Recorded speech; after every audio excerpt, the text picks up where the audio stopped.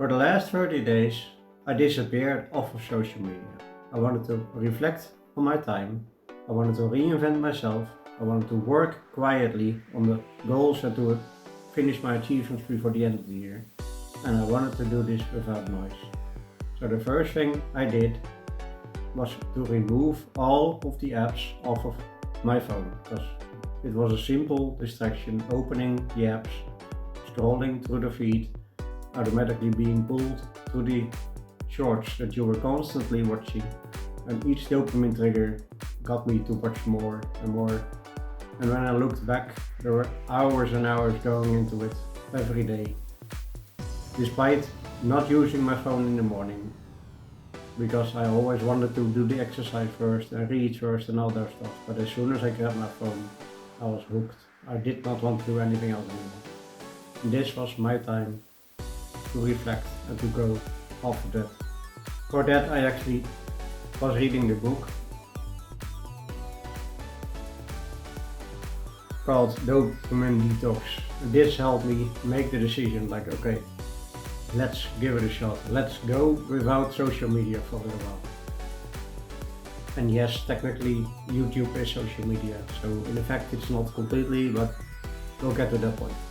So I removed all of those apps from my phone, and I left it only accessible on the computer. So when I was working on the computer, I was able to access it. But because I removed it off my phone and was less interested in it, I automatically also checked less on the computer, which was a side effect. But for the first couple of days, where after deleting the apps, I was really struggling. I was noticing how often I was taking my phone to press Facebook or Instagram and then scroll through. And despite wanting to see what was new with your friends, for some reason I always got hooked into the shorts, into the short triggers. And for some reason those apps seem to know exactly what you want, because I kept being hooked. Oh yeah, let's do just one more. Oh, let's just do one more. Oh, let's just do one more. Before I knew it, I was exhausted from watching all of those videos, and the mood went completely down the drain. Like, okay, I completely drained myself, what am I doing? So at the first couple of days that was extremely difficult. I kept grabbing my phone, looking for the apps. Oh, I don't see you. And then put my phone away again. 5 minutes later, I grab my phone, I look again. Oh, the apps are not there. Let's just put it away. And it took me a few days to actually started to make use of that time. So in that case, I started to write and I started to read a bit more. First, just simply to get rid of the distraction of grabbing your phone and trying to watch social media. And after about a week or so, I finally managed to not grab my phone all the time. And that's when I reflected on myself and was like, okay, now we're really getting the hang of not constantly watching those shorts on your phone. And being able to focus more, think more about the content that I wanted to make and how I wanted to make sure I could help people the way I wanted to. Because you can preach a lot, but if you're not fulfilling it yourself, then what's the point? So after that week and reflecting how it went better, I started to really dive in and dig into more work. You will see the results of that shortly, but I did manage to complete my goals before the end of the year, because I had a couple of hours extra in the day, because I was able to focus more on those hours.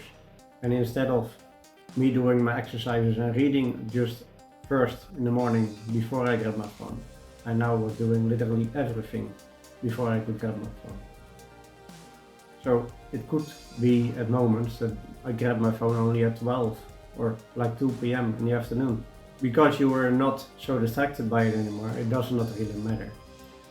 And did I miss people? Did I miss looking at my friends? Did I miss contacting them? Of course I did. That's a feeling I really had to get used to, because it was new for me was new to the people, and I often got comments, especially from my family, like, why don't you respond to my messages anymore? Yeah. And then I just explained, like, yeah, my phone is not here.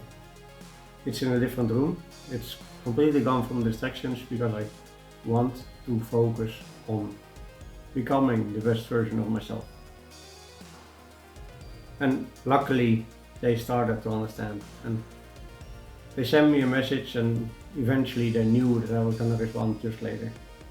Of course, there are moments that people need you in urgency, but there's settings on your phone where you can just do that to make sure you only get sounds from certain calls or certain people. And every other person or reason someone would contact you can be quiet until you get the time. So it helped after I started planning later in the afternoon, sometime for me when I was on the PC, to check social media then. But because I kept being away from it for so long in the mornings, I had already fulfilled most of the things that I planned to do today. It was much easier to get away from the distraction, because I turned off basically all of the notifications I could get from every app that was on my phone, like school for the kids, an app for the swimming, an app for the football. It's so many different apps that you can have on your phone, but I literally turn off all the notifications. I said to myself, if people need me or if they want me to know something, they can either reach out by call or send me a message and I'll read it eventually. It does not matter if I have that information right there and then, because it only distracted me from the goal I was setting for myself.